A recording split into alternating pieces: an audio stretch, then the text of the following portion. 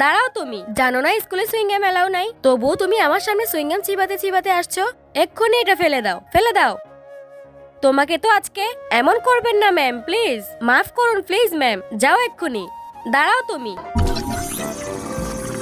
তোমার হাতে কি হয়েছে? ম্যাম, স্কুলে আসার সময় একটা গাড়ি আমাকে ধাক্কা দিয়েছিল, তখন হাতে আঘাত পেয়েছি। আহারে বেচারা, দেখাও তো কেমন আঘাত লেগেছে। আরে দেখাও, ভয় পেও না। ম্যাম ছেড়ে দিন প্লিজ, খুব ব্যথা করছে ম্যাম, ছেড়ে দিন প্লিজ। বাহ, কোন ডাক্তার তোমার ক্ষতস্থানে সুইংগাম দিয়ে ব্যান্ডেজ করেছে সেই ডাক্তারকে আমি দেখতে চাই। তার আগে তোমাকে একটু শিক্ষা দিয়ে নেই। ম্যাম প্লিজ ছেড়ে দিন, আর হবে না ম্যাম, আর কখনো স্কুলে এমন করবে না ম্যাম, প্লিজ ছেড়ে দিন। এবার তুমি এসো, দাঁড়াও। তুমি বইটা হাতে করে এনেছো কেন? ম্যাম ব্যাগে জায়গা ছিল না, তাই হাতে করে এনেছি। বই দেখাও। না ম্যাম, দেখাও দেখাও।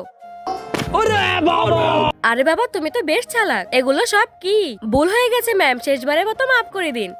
আরে বাহ, এতগুলো সুইংগাম! ম্যাম সবাইকে মারছে আর আমার সুইংগাম নিয়ে নিচ্ছে। আমার এত সুইংগাম দেখে ফেললে আমাকে মারবে। এখন কি করি? আমাকে মিথ্যা বলা? সরি ম্যাম, যাও তুমি। হ্যাঁ, অনেক ভালো একটা বুদ্ধি পেয়েছি। अच्छा जी, ऐसा है क्या?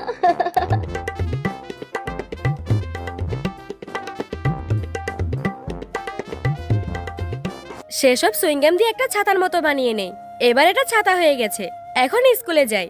দাঁড়াও, জানো তো স্কুলে সুইংগাম আনা নিষেধ। তুমি স্কুলের ভেতরে ছাতা এনেছো কেন? ম্যাম বাইরে গিয়ে দেখুন কত গরম। আপনি তো এসি গাড়িতে আসেন, তাই বুঝবেন না। বাইরে তো সত্যি অনেক রোদ। চিন্তা করো না, আমি প্রিন্সিপাল স্যারের সাথে কথা বলে তোমার জন্য এসি বাসের ব্যবস্থা করব। ঠিক আছে ম্যাম, ধন্যবাদ। বন্ধুরা, তোমরা সবাই মন খারাপ করে আছো? এই দেখো সুইংগাম।